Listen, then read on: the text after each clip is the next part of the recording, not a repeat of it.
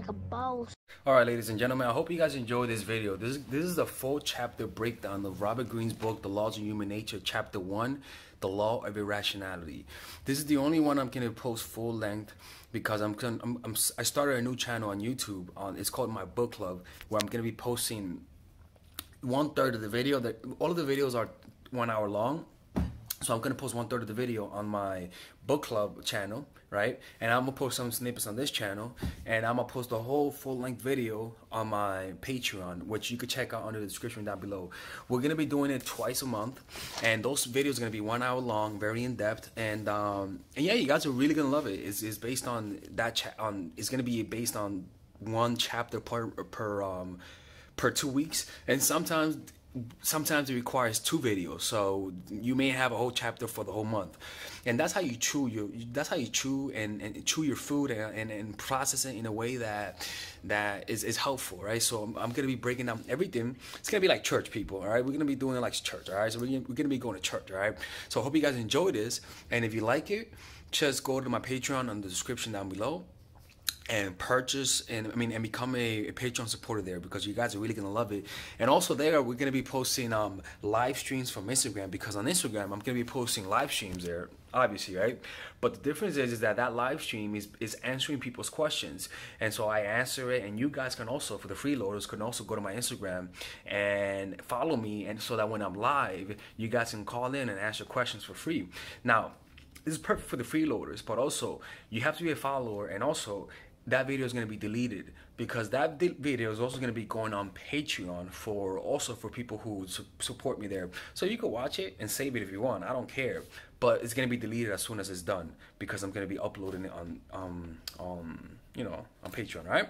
So that's how it is. And the reason for this is to become more independent, to not put my eggs all in one basket like I'm doing with my YouTube. I want to diversify, right? And that's something that based on my own inclination. I hope you guys enjoy it, and let me know what you guys think of this, okay? All right, let's get started now. All right, testing.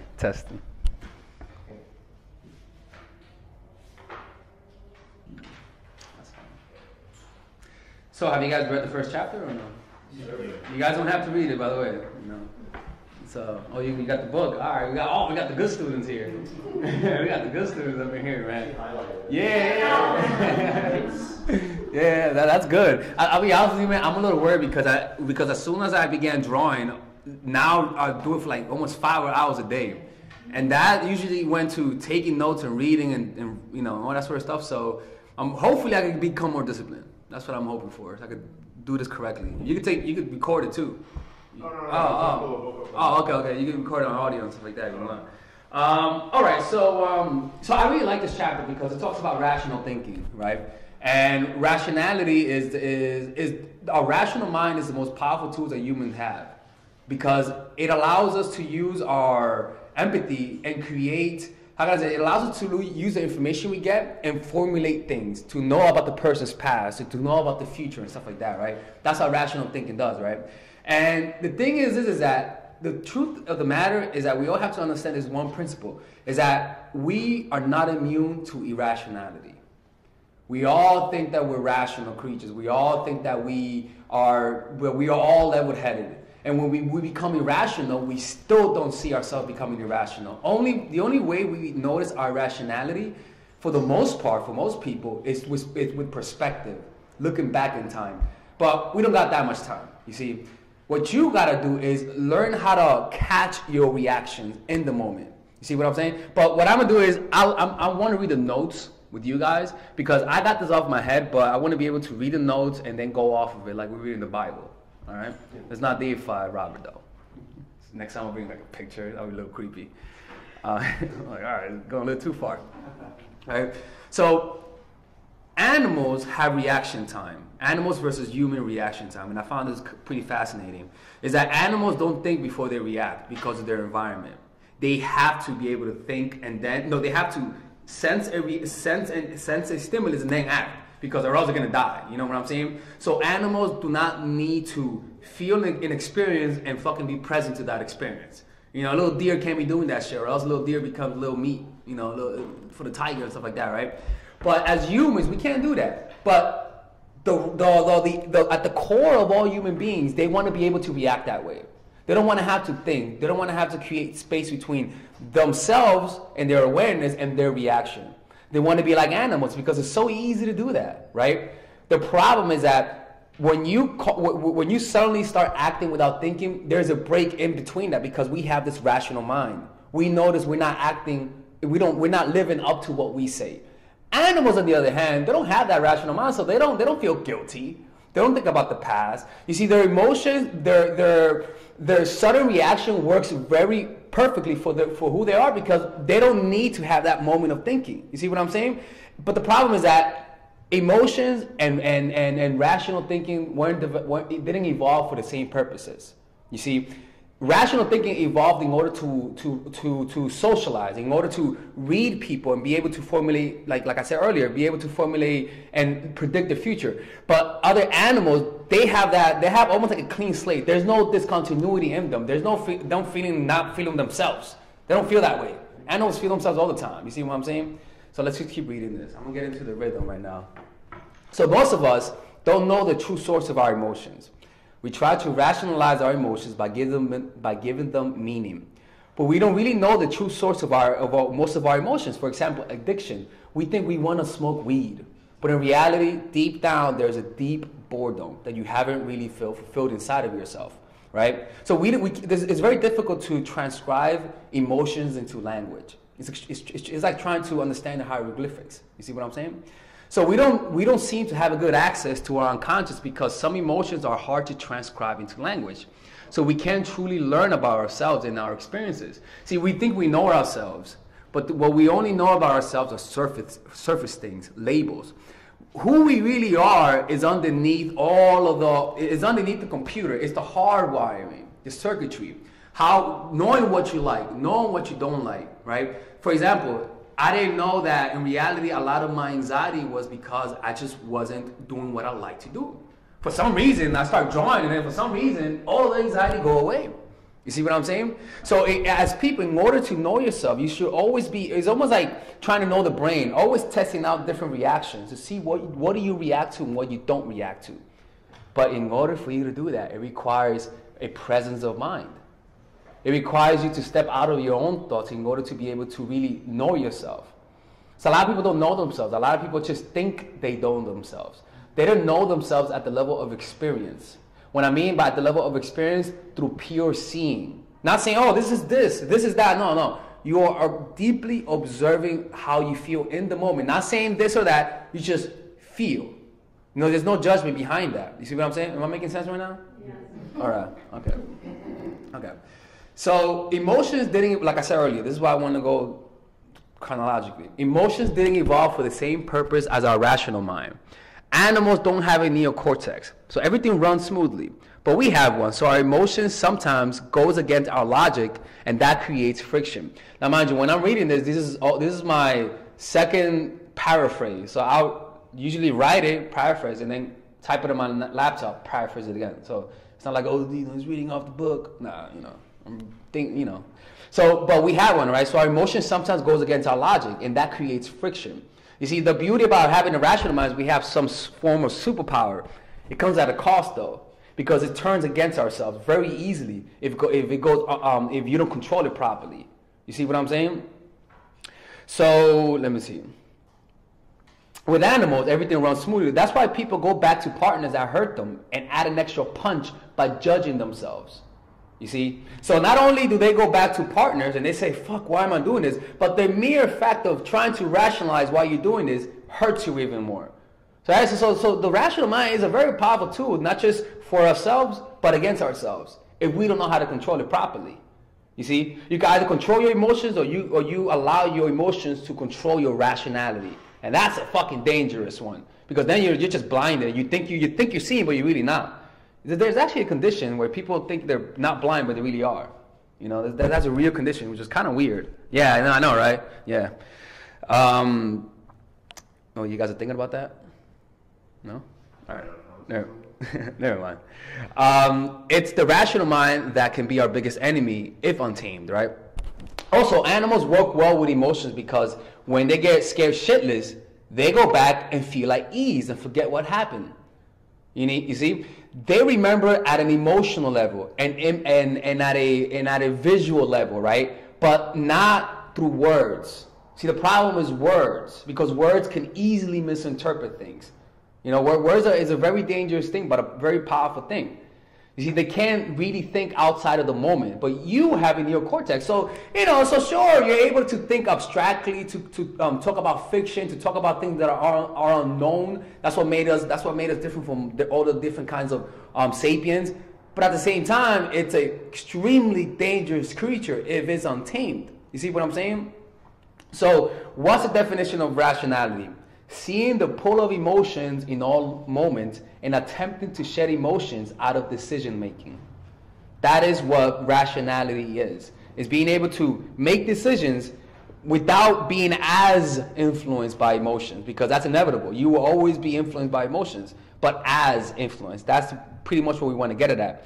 You know, because even though we're rational, we still bring our personality and our character through our decision making. That's like little emotions leaking out. See, making sense, people? Any questions? All right, good. That's always good when people have questions. Yeah, right. So irrational people go with the pull of emotions and make decisions based on it. You know, they kick you out because they're mad at you right now. You send that stupid email because you're mad at this right now. Or that girl texts you and she flakes on you and you send an angry message, and then you have to go on Facebook and tell your friends what you should have done properly. You should have just slept on it, actually. That's what you should have done. Now you should have the best line. Sleep on it. There's a powerful thing that happens when you're able to think clearly, right? The problem is that the thing about the pull of emotion is that when you're in it, you think clearly. That's the problem, is that you're thinking rationally. Just imagine the stupid decision we made when we were like 10 years ago. You know, and you thought you were thinking rationally, but then you look back right now, you're like, no, I wasn't, right? That's why when I say we don't have enough time to be doing that long-term perspective shit. You know, we need to be able to see the emotion and act properly without having to wait years to think back of our behavior, because that's when all the damage is done and you can't get back that time. You see what I'm saying?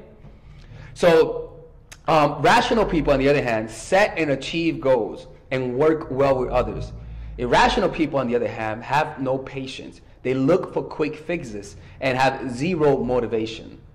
Right? And you can see that a lot, right? So don't get me wrong though, like we all have moments of irrationality, just don't make it a consistent part of your life. You know, you can have moments when you go crazy and irrational, right? But the real people who are able to do this properly are those who are able to recover. And the funny thing is that it's in the recovering phase when you grow.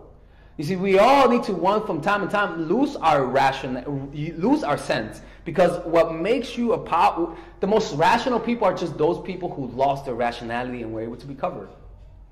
Often. You see what I'm saying? Those are the most rational people. They were able to wake up from the trance of emotion and step out of it. How do you wake up from a nightmare? No, it's easier to wake up from a nightmare than from a dream. In other words, it's a lot easier to grow from intense emotions than from little titty emotions. You see what I'm saying? And the thing is that the more aware you become of your inner state, the more intense they become. And that's the fear. You know, even though it becomes intense, you still got to be there and observe them so that you can grow from it. Making sense? All right, good. All right, so now we're going to go into the steps of rationality, how to become more rational. These are some of the steps on how to do that. Are you guys giving yourself notes? No, just all right. All right. Okay, we're going to have to... All right, I'm watching, people. I'm watching. Right? And this is funny thing that I wrote is that emotions that is pondered by rational mind intensifies. Right? Whenever you think about what other people did for you, for some reason, whenever you just think about, for example, it's like thinking about your ex. Right? When you think about your ex, you know you can't be thinking too much or else you feel a little sad. Right? So what you gotta do, you can't ponder too much on that. And I'm definitely not talking from personal experience. Right? Let me distract myself right now. So the first step to rational thinking is recognize the pull of emotion. All right. Now, does anybody have any questions right now? Any comments? Anything that you guys want to say? Anything from experience? Okay, good. So to recognize the pull of emotions, the way we make decision is on pleasure and pain principle. And Tony Robbins talks a lot about that. How we're driven from what motivates us is a desire for pleasure and a desire to avoid pain. And that makes a lot of sense, right? Avoiding what's uncomfortable and going towards comforting and familiar feelings. That's how people operate. That's why people just have habits. That's what habits is. It's comfortableness, right? And this engorges all of our thinking and decision making with emotional biases. You see, so whenever, and this is a little, and this is the sad part, is that whenever you look for comfort in life, you're being emotional. It kind of sucks though, right? How whenever you look for comfort, that's an emotional decision. It's not rational. Because what do you really want? You want to achieve greatness. You want to achieve your goals, but you want comfort. You know? And when you try to achieve your goal, you notice discomfort. And then suddenly you have a decision to make. And most people make the irrational decision. And they say, no, I won't do that. Right? But just think about that. I really want you to think about that because this relates a lot to me and to everyone. Especially when the concept of getting older is that you think you can learn more when you get older. Or you stop trying to learn because you think you're really too old. But then if you really think about it, you realize the extent of how long people really live. And let's just put it this way. Let's say that you are a 30-year-old guy, right? And you want to learn something new. And you're like, man, you know, I can't learn nothing new. Imagine you're a 30-year-old kid, and right now you were just born right now. Right now you were just born, you know, and then let's say you're competing against a 5-year-old kid who will eventually become a great artist. Let's just assume that, right? Right now you have the advantage. You have a lot of knowledge on the human mind. You have this ability to be more free. So that kid might study, but if you study harder than that kid, when he's 19, when he's producing great art, right now you have 20 years of experience and rational thinking. And guess what? You're going to be better than him, hopefully. But we don't see it that way. We just see prodigies and we just say, oh, they were born that way. No. They were made. You're not born good at something. But for some reason, we think they were born good at something. We're looking at it through our emotions. We got to take a step back. And that's why I love looking at the works of people who are masters of something. I like looking at their early works because, again, like I said earlier, you see their flaws. And that's how you're able to relate to them. Right? But even in the midst of glory, you gotta learn how to take that exterior and just look at where did they come from. That's why reading biographies is important because that's what they want you to think. They want you to think that they were always there because then they have less competition. The last thing that people want people to believe is that they can do it as well. You see, and that's why I started with this. I used to be a social worker. And I worked as a social worker for like 1 or 2 years before I got fired or forced to quit. Same shit, you know. And when I was 24, you got to realize is that even as a 24-year-old, you're comparing yourself to 14-year-olds, and so you still feel old. When you get 30, you compare yourself to 20-year-olds. When you're 40, you compare yourself to 30-year-olds and you still feel old. I compare myself to 70-year-olds. So I got a lot of time. So can you imagine how much shit you could do in 40 years of intense practice?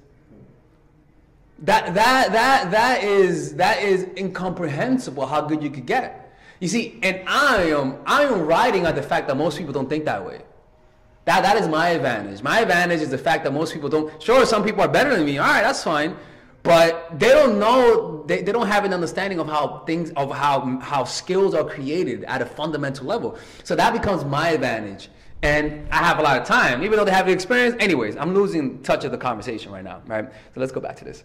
All right. Any questions? Any comments? Any suggestions? Good. All right. So let's talk about the recognizing the pull of emotions, right? And he talks about 1, 2, 3, 4, 5, 6 different biases that affects the mind, right? The first one is your own confirmation bias. By nature, the first impulse is to find evidence that confirms your biases. Excuse me. One of the biases that people have, again, like I said earlier, is of age. Oh, it's impossible for, to teach an old dog new trick. That's a bias people have, right? And so when it comes to learning a new skill, it just frustrates me. People don't look at the people who were in their position and then made it. No. They look at the people who didn't make it and just say, look, you see, he's that old. That's me one day. You see, that's confirmation bias. You're looking at the facts through the lenses of your own insecurities. You see, on the other hand, you could also look at, like I did, because I was like, man, like I need something to believe in. I'm like, you know, I'm 24, 25, I was living with my mom, a little broke, you know, like I need some inspiration. So I started reading biographies.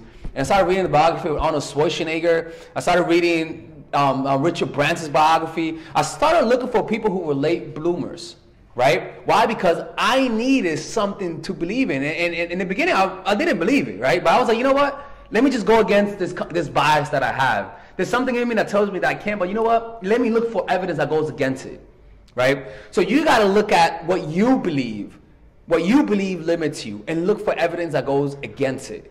And to me, one of the most powerful ways to break the way you think is reading biographies. I mean, my God, like it's just mind-boggling when you read some biographies. Like Da Vinci's biography, I swear to God, listen to his biography on audible.com, right? /Alex. No, I'm kidding. There's no none of that, right? But if you read it, his genius it wasn't a stroke of just God. You could literally read his biography and reverse engineer it. You see, you guys might think I'm crazy, but I have a lot of time in my hand. You see, I have 40, 50, 60 possible. That guy died at 67. I may die at 120. Time is the biggest commodity we have. Is that the way you say it, right? Right? Yeah. You could. The thing is that we are almost like alchemists of time. Time can become anything that you want it to be. You can make it shitty, you can make it productive, you can make it anything, right? So right now, when I watch in the morning, usually I wake up in the morning and read for like an hour, and then I will watch First Take, Stephen A. Smith and Max Kellerman, right? Usually I'll be like just watching, but now I'm drawing straight lines. I'm learning how to draw the perfect circle, learning how to have that dexterity in my hands. Right now I'm thinking, what would a 5-year-old kid do to study the fundamentals? Why? Because I have 30 years. When I'm 60, I'm quote unquote going to be 30 in terms of that skill set. You know, and it sounds insane, but you guys got to realize is that when 30 years come, it's gonna come. I mean, it's gonna come. So what are you gonna do in that time? You know. Now the thing is, you got to find whatever the hell that is for you. You know, and reading the book Mastery and reading different biographies, you'll notice that reading some biographies will inspire you more than others. Notice why that inspires you and pay attention to that, because that's something that's deep inside of you. You know? Yes. Anyways, I'm losing my... maybe I should have done Mastery. Let's keep talking. I'm trying to challenge myself. That's why I'm doing this one. What's up, bro? Robert Greene. Yeah. Yeah. Oh, man. It's a beautiful book. What happened? You haven't read it yet? No, I bought it. You know what? Listen to the audiobook. That's what I do. It's like the audiobook, like the one who voices it is exquisite. And like when you anyways, I don't know if you guys could tell. I love that book. All right, so confirmation bias, right? Again, confirmation bias is anything. Like you see someone, you expect something from them, and then you get something else. What I want you to do is just notice how you expect things to happen. Notice what you believe to be true about things and people. Just notice it. You don't need to do nothing about it. Just notice it. You know, because it's the awareness of what's unconscious that allows you to be more free. Noticing the unconscious biases we all have, right? The second thing, conviction bias. When you believe in someone simply because they believe in themselves. Now, this is the big one, right? This is important because as children, we need to believe in our parents. And you cannot show your child that you don't know where the food is coming from, or else the child is going to go crazy and not develop properly. So that's a confirmation bias that's a conviction bias that comes at birth. We need to believe in our parents so that we can relax the fuck up and focus on reading and studying and all that sort of stuff. Make sense? Right? The problem is that we don't grow out of that. It's ingrained in every one of us, and that's what we consistently have to battle, those natural forces inside of us, right? So when you believe in someone simply because they believe in themselves, simply because they look and sound the part. This is one of the reasons why I dress this way, is because I want them to know that not everything that shines is gold. You know, just because somebody looks a certain way doesn't mean that's who they are as people. You know, and so it sounds apart and dismiss those that don't sound convincing in their arguments. This causes you to be a victim to salesmen, con artists who are good at lying. They cloak half-truth with bravado to distract the masses, right? See, there's a lot in politics. You have a lot of walking sheeps on both sides of the spectrum, right? And what I want you guys to do is stop focusing on appearance. Just because somebody sounds friendly or even gives you like a friendly front, right? Or even sounds confident when they're on stage, doesn't mean that's who they are. Because if you live long enough, you'll know that people are slippery. They'll give you see that a lot in housing when you move in with someone new. And they're like, yeah, well, nice person to live with, right? They move in, it's like, you see just something completely changes, right? It's because you just said, oh, you know, like, he sounded like a, you know, decent person. Yeah, you know, he sounded smart, you know, and all that sort. So you just believe what they're giving you. In war, that's called smoke screen. That's just a smoke screen to distract you. If you guys read the 32 Strategies of War by Robert Greene, he talks about... What happened? No, I was going to ask how you felt about it. That's actually also one of my favorite ones. Yeah, it's very in depth though. It's very in depth, but it's really good to help you. It's like a, how can I say it? It's all about mental warfare. Yeah, it pretty much is. It's a pretty crazy book, right? So the conviction bias. That's when you just notice. That's when you believe in people simply because it sounds believable, like preachers and all that sort of stuff, right? That's all. That's all. Sometimes it's done just to distract you, to get you emotional. Because when somebody talks this way, you sort of feel emotional too. You're like, yeah, right? That's why a lot of churches do that. I used to be a preacher, so that's how when you talk to people, you like, the Lord, and people get riled up and stuff like that. It's a good effect, right? The next thing, appearance bias. This is when we take appearances for reality. Oh no, she's a nice girl. Look at her. She will never lie to me. She will never break my heart. You know what, man? Like I watch a lot of basketball, and there's this one commentator that says he blocks everyone but women on his Twitter. I'm like, his name is Jalen Rose. I'm like, you are the stupidest person I've ever heard. You block everyone but what? Because they're saints? Because they look like saints?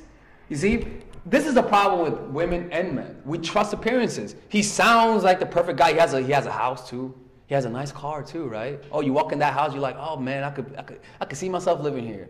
You know, you're getting all comfortable. He sounds like a nice person to you, right? He says he's looking for a future. But then, as you slowly get to know him, you start noticing that's not the case. But guess what? You're already attached. You really like the guy. You really started creating mental fantasy with him.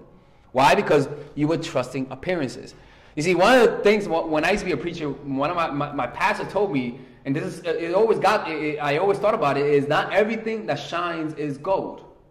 So what you guys got to do is stop trusting appearances. Like, notice how you fixate on certain things in people's appearances, and just notice your natural attraction towards what's glimmery and towards what sounds good. Just notice it. That's why when I say, look, man, and women, you guys know this too. Just because a girl is very nice doesn't mean you should trust her. Because you women know women at a personal level. You guys know women. Not like us guys do. You guys know women. And you guys know, like, man, I wouldn't trust that bitch with my life. Right? You guys know that. But as guys, we sort of are too weak for them. Why is that? Because we see what we want. And so we give them the benefit of the doubt. Right? And so everyone does that. And so we got to learn how to look through that, because we cannot be that naive. And it's so easy to fool people with appearances. You guys just don't understand how easy it is. You guys could be getting fooled right now and you guys don't know it. No, I'm kidding. No fooling around. All right. So people know that displaying positive traits will sway people's attentions from the negative traits. It's like the gay pastor who goes against gay men, but he's gay himself. You know, that's the one. Oh, another one would be, oh my God, it was utter hypocrisy back then. When I used to be a preacher, I used to be in a church band, right? And you know, when you're in church, you know, masturbation is not allowed, right? And oh my God, so we were one day in one of our brothers' computer, and we found porn. And yo, I told on him, even though I was watching porn too. Yo, all of my friends told on him, they're like, yo, he's watching. And just thinking back, I'm like, wow, I was a kingpin in that place, man.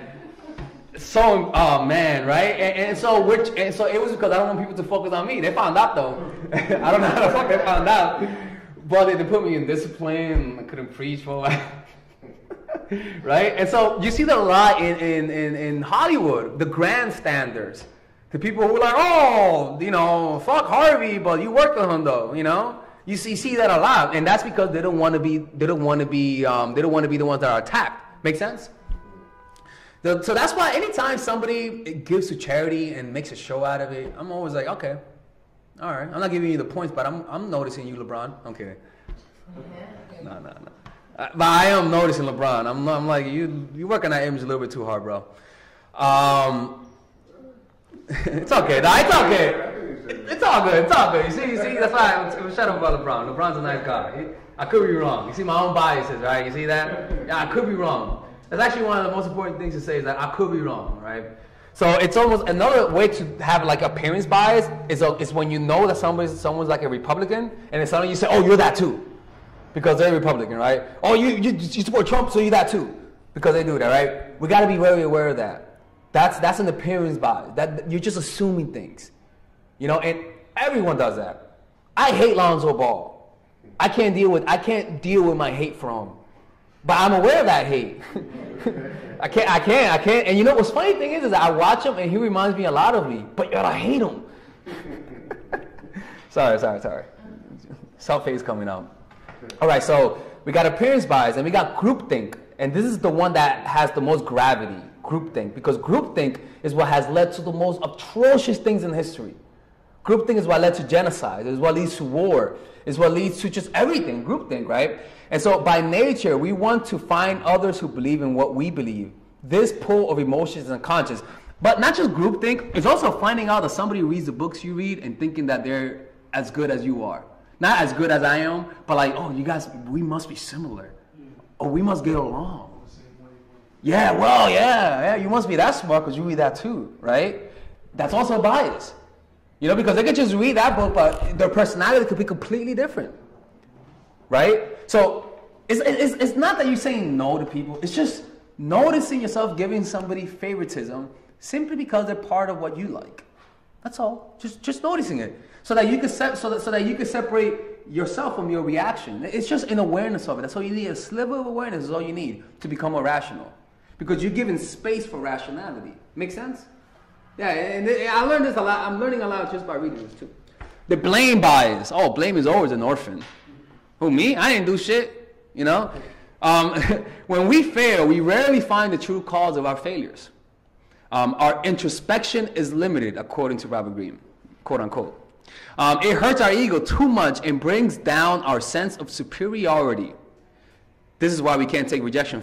Okay, I guess that was for me.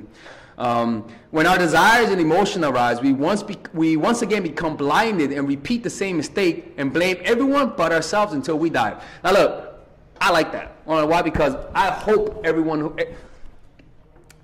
you can't depend.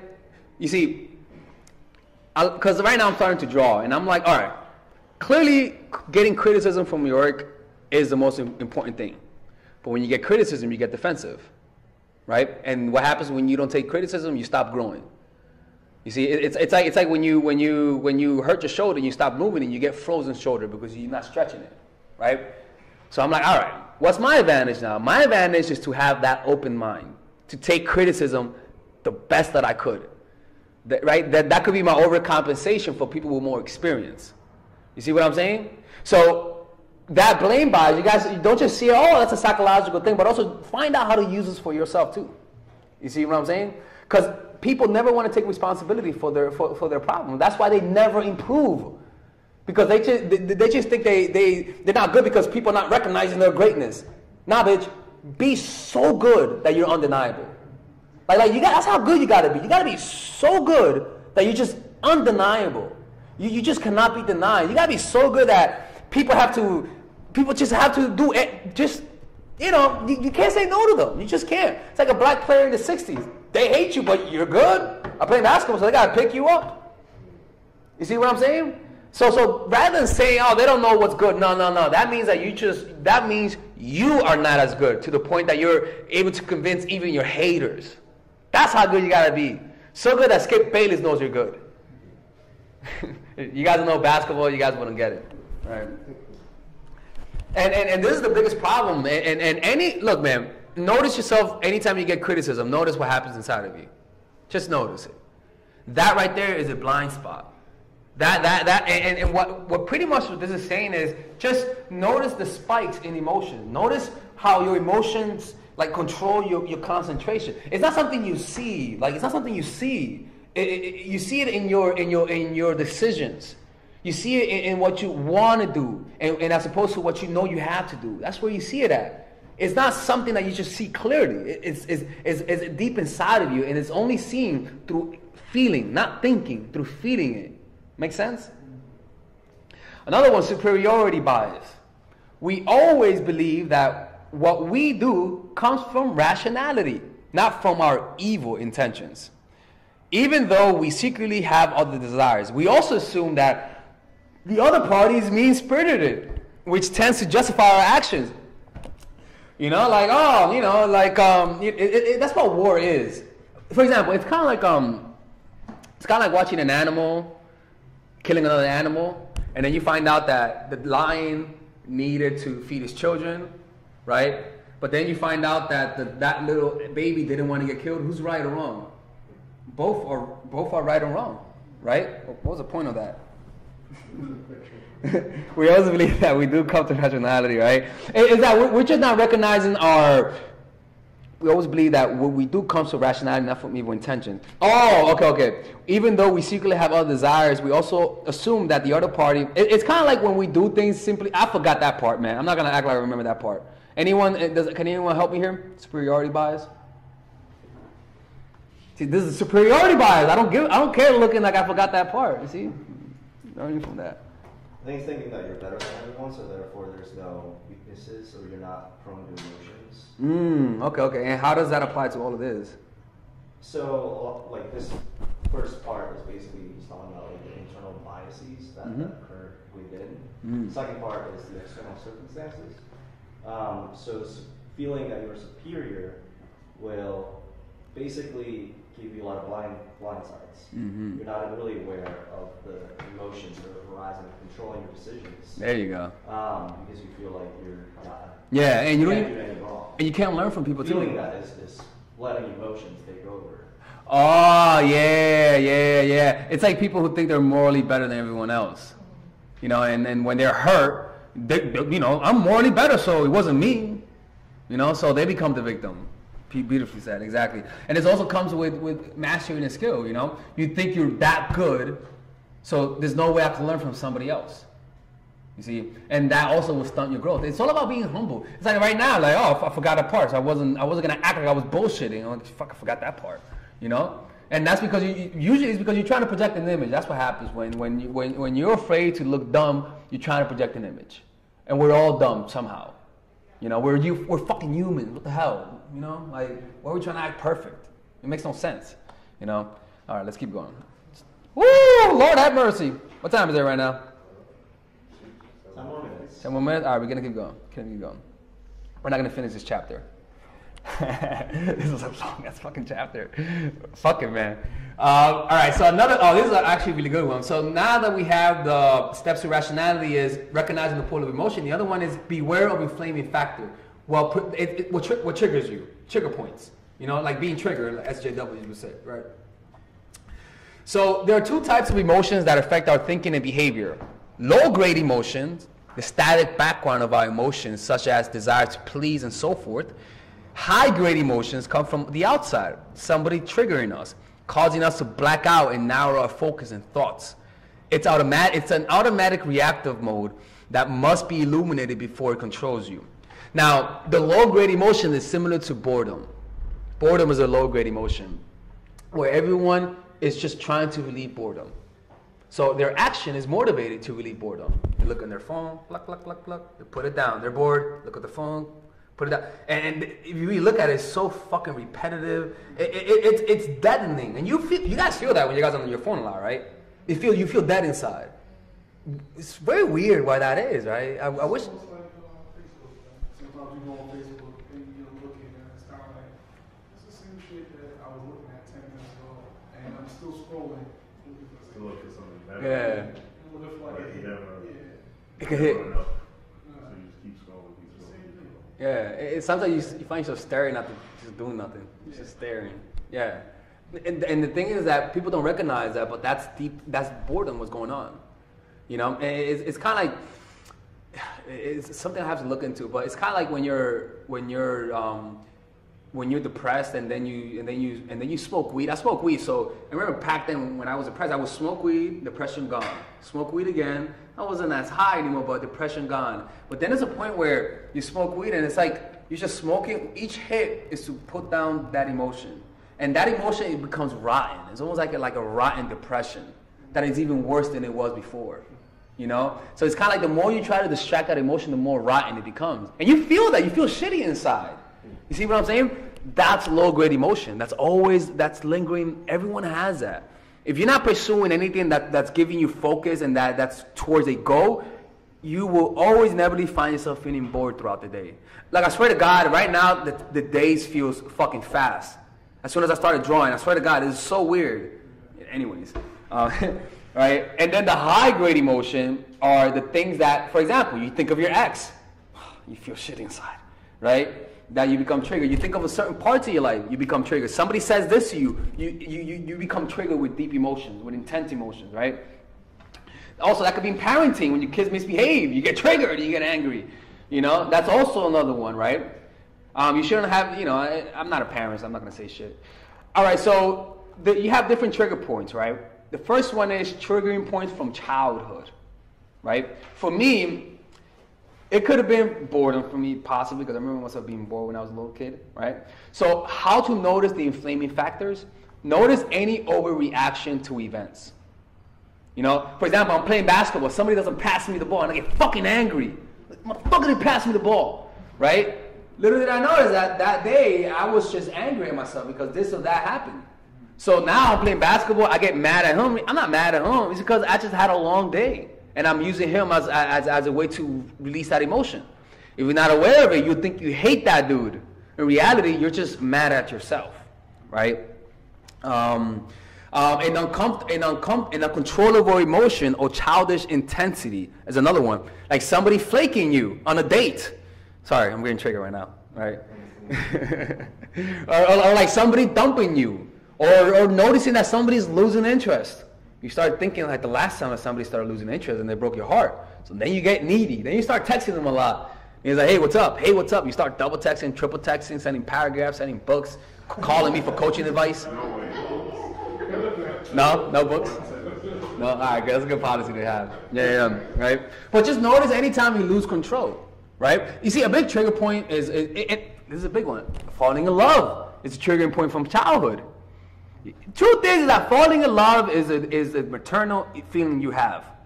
That's all that is, right? And if you were abandoned, you felt resentful towards a person that you love, and so now you fear losing that person you love, so you act needy. Suddenly you grow up, so you're noticing that somebody you like, quote unquote mother, that you had emotions for, starts acting as interested. For some reason, you just can't control yourself no more. You gotta text them. You start talking to your girlfriend. You start acting irrational. You start saying, I don't know why I'm acting this way. You've been triggered. That's what you've been. You've been triggered, right? And so a lot of people are just not aware of that because it's just so intense, so difficult to deal with, right? But the first step is just noticing, right? Another thing is anything that causes you to act out of character. I remember once I lost my weed, right?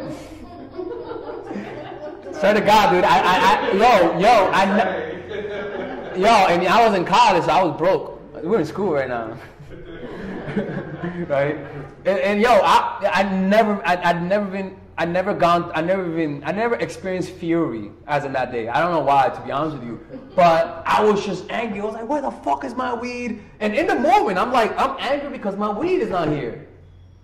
So, but thinking back, I'm like, nah, nigga. You overreacted. But in the moment, it felt justified. You justified that. right? Because you don't want to not feel that way because you're justified. You have the right to feel that way. You see what I'm saying? So that's a triggering point, right? That you'll notice when this happens that people regress because their tone of voice and body language completely changes. You notice people who get triggered, they just change. Like their eyes become like this, light up with anger. We've seen that before, right? Like I've seen, you see just transformation in people. Like you thought you knew them and then it just changed. You know? Those are the trigger points, and that happens to you too. You just don't notice it. You know? The second thing, another inflaming factor is sudden gains and losses, right? This happens a lot with fame. This happens a lot with gaining money. This happens a lot with losing money. Anything that's like too sudden, most humans cannot deal with that. Now you might say, I could deal with gaining money. No, you can't. When I mean dealing with it, it's not that, oh, I'm going to die because of all this money. No. I'm saying your personality will change. You'll start seeing people. Have anybody been to a third world country before? Yeah. All right. But do you notice how subtly you sort of see them a little bit lower? Come on, man. No one's watching you. We all do that. But we do rein back. We're like, all right, they're people. But for 1 second, we see homeless people, you think they're just homeless people, right? We don't see the timeline that... What happened? You don't see them as people. You don't value their opinion as much. With children, you see that a lot. That's why children get tight at adults, because they don't get treated as people, right? And you'll see that. And so those things will cause let me just keep reading this, because I should have read this before I came here. So sudden gains and losses tricks us into believing it'll always be this way. It's like YouTubers. You ever heard of the ad apocalypse? Right? When they started losing money. Right? They started panicking and shit, right? Because they suddenly started losing their money, right? And so people will get emotional when you suddenly lose your house. You see that a lot with people. We lose people in our lives when they die. The sudden losses. The reason why that affects us is because we just always think there'll always be that way. In Buddhism, that's called object permanence, right? When we assume that everything will always be the way they are. You see, and especially with our health. You see that instantly when people lose their legs, you lose their limbs, even die. I mean, so you can't really think about that because you're dead, right? But before almost dying, suddenly almost losing your life will cause you to just have a completely different perspective because of a surge of emotion that you feel in that moment, right? So this causes the fall. So when you don't, see the thing is that when you don't expect things to ever change, this causes when things change to hurt you harder. That's why I meditate a lot on getting older. When I see older people, I always try to look for someone who looks like me when I'm older. I'm like, you better be good looking, I'm like, that's me right there. Not that old guy, that one. I like that one, right? I'm always just looking at older people who get older, right? And so the why is because I want to brace myself. I'm gonna get old. Yeah, I'm actually having a 30-year plan. I mean, that's pretty much knowing you're going to get old if you have a 30-year plan, right? So we all got to have that, not the 30-year plan, but expecting things to change. You see what I'm saying? This causes the fall to be harder, and it closes our minds to the advice of others that tell us to slow down and look deeper into the future, right? Unexpected losses do the same as well. It produces an irrational reaction, especially if it's consecutive. We were unlucky. It's called choking in basketball, right? Where if we consecutively lose, we will begin to think that that's how things are. I've always lost. I've always been the loser. I always get the ugly girl. I always get the ugly guy. I'll always be short. I'll always be unsuccessful. That's an emotional response. Like, rationally speaking, if you look at all of the resources that we have, the amount of information, the amount of time, heck, you could go on welfare and start applying, finding a new skill that you can learn while you're on welfare. I mean, my God, the problem is that just people don't want to work. That's a problem. That's pretty much a problem. Is that just people, they want everything easy and they don't want to work for things. And what I'm learning is that, if I want anything in life, you got to put the work in. You have to put the work in. Right? And the desire to not want to put the work in is a desire to avoid pain. Right? and to gain pleasure, which is comfort. And you guess what? You're back to being irrational. You see, the most rational people achieve the most. If you're rational, you'll be able to save money properly, which I don't, right? You'll be able to have good credit, which I don't, right? Right? You'll be able to achieve something, which I kind of did, right? But the point is that being rational will allow you to recover from things. You may have failed 20 times, but you got to realize that the next time will not always mean failure if you change your approach properly. You see what I'm saying? So when we're lucky and we win fast, we must. This is a big one also. When we feel lucky and when we're winning a lot, this happens a lot in poker and gambling. We gotta take a step back, you know, and use some either positivity or pessimism in order to be realistic. So if everything's going well for you, you gotta be a little pessimistic so that you could be a little more balanced. Everyone's alive. Everyone's alive in your life right now. You better expect someone to die soon enough. Don't point fingers though, but just expect that one day you're gonna get that call that says at 3 a.m. say, look man, somebody died. You gotta see that coming. Because if you don't see it coming, when it comes, it's gonna hit you harder. But if you had it happen once, when it happens again, it's not that it's easy, but you've been through it already. You wanna mentally rehearse the inevitable, at least mentally rehearse it. Kind of like when I'm driving, it sounds crazy, but I actually imagine what would happen if there's an accident 25 feet away from me. Yeah. I'm always like properly mentally rehearsing, doing the proper turns, not panicking. It's not like you're being negative. You're just rehearsing mentally. You see what I'm saying? And so let me see. So I'm sure I have enough time. All right, we got one more minute because mine says 8:03 quickly. I'm gonna finish this right now. So when we feel lucky and we win fast, we must take a step back and use some positivity or pessimism to be realistic. It's a way to sway the balance. So people who are too positive, they got problems. People who are too negative, they got problems. You gotta balance that out. Like right now, I'm healthy right now, right? But I have to expect that freak accidents happen. So from time to time, I'll think of myself, what would happen if I would lose my legs? Fuck, that sucks. But guess what? If it happens, you'll be more prepared. You see what I'm saying? Or what would happen if I would win the lottery? Even though I don't play the lottery, but I promise you that you just won't be able to handle it if you never thought about it. You see what I'm saying? So such as being high, and then a big one is like when you're ugly and then you get hot when you're young, right? I've sort of had that when I was not attractive when I was younger. For some reason, I became decently attractive, right? And I noticed myself getting more attention, and my natural tendency is to say, "Oh, I'm a hot guy," and this and that. Nah. You gotta balance that. Because if you think you're good looking when you weren't, you're gonna go the other route. You're gonna go fucking deep. You're gonna think you're 10 when in reality as a dude you're a 7. Why? Because you were once all the way down. Let me tell you something, man. The evilest people came from the shittiest places. Like what was his name? The guy from Russia, Vlad the Impaler. Vlad the. Where was he from?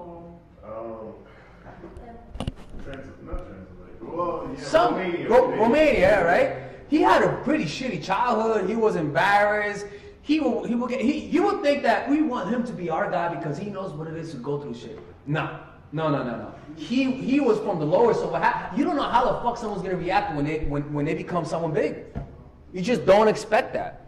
That's why when rappers, when they get money, they start buying shit. They overreact. It's very difficult. It's very rare to find someone. Oh fuck! I'm pointing to myself. That gains something is still no. I sort of changed, but everyone. Let's not even talk about that. All right. So doing that just produces a feeling of grandiosity. When you come from the low and you become a celebrity, most people will just gain a feeling of grandiosity. When you become a celebrity and you're shamed, they get even lower. Like rich people who lose their money, they'll commit suicide. A lot of them. A lot of people in the depression committed suicide. A lot of women who unfortunately who were born beautiful and something bad happens, you don't want to see them because their just self-esteem is just so fucking low because they just fell from so high up. We gotta be aware of those highs and lows. As we grow older, that will happen. You will lose the youth. One day you're going to look back right now and say, oh, fuck, that was when I was younger. Literally, yeah. And you guys say, oh, I'm older right now. No. 20 years from now, you're going to look back at this photo and say, man, I was young back then. Always keep that perspective. Keep 20, 40 years perspective and look at yourself right now. You will always feel good about yourself when you do that. That's what I do. I just think of myself being an 80-year-old man and say, what should I have done when I was 30? Bam, there you have it right there. Good thought, good thing to have in mind, right? Yeah, right. All right, let's finish it there. All right. So.